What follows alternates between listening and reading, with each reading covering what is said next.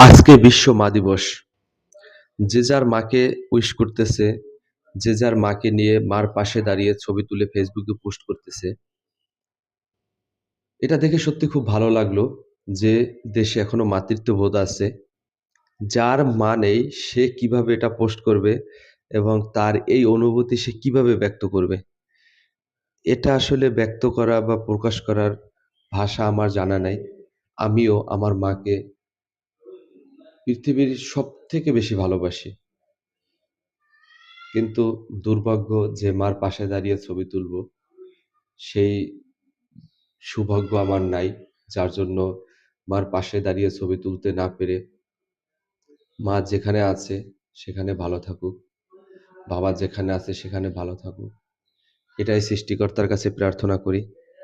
সৃষ্টিকর্তা তাদেরকে তুমি তোমার সবথেকে প্রিয় স্থানে রেখো এবং সন্তান হিসেবে আমি আমার মার কাছে ক্ষমা চেয়ে নিচ্ছি। আমার মা আমাকে ক্ষমা করে দিক। এই আশীর্বাদ সকলে করবেন আমার জন্য এবং বিশ্বের সকল মাকে আজকে এই মা দিবসের শুভেচ্ছা।